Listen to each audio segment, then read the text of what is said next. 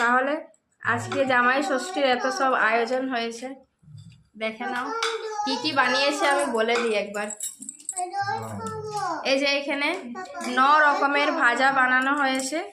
এখানে আছে আলু ভাজা, কুমড়ো ভাজা, বেগুন ভাজা, পটল ভাজা, এইখানে সালাদ রয়েছে, এইখানে আছে আলু পোস্ত, এইখানে আছে একটা বড়া বানিয়েছে, আর এখানে আছে পোলাও, এখানে আম রয়েছে, এইখানে মিষ্টি দই, এখানে ভাত, মাছের ভাজা, শাক ভাজা, ভিন্ডি ভাজা, কুঁদরি ভাজা, আর এখানে রয়েছে চিকেন।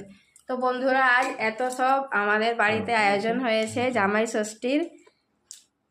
আর জামাই ষষ্ঠী বলে কথা, কেমন লাগছে তোমাকে? ভালো লাগছে। আর কেমন লাগে কতবার ভালো লাগছে।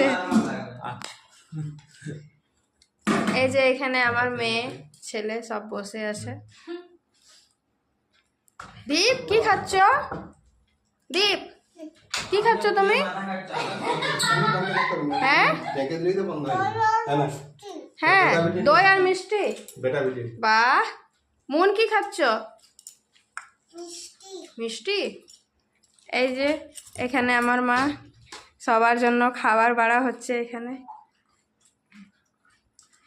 আজ মা সকাল থেকে অনেক রান্না করেছে জামাইকে খাওয়াবে বলে, আমরাও খাবো।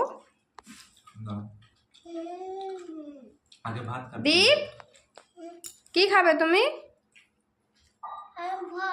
ভাত খাবে? তো তোমাকে দেওয়া হয়নি ভাত? আচ্ছা ঠিক আছে, আমি দিচ্ছি। হ্যাঁ।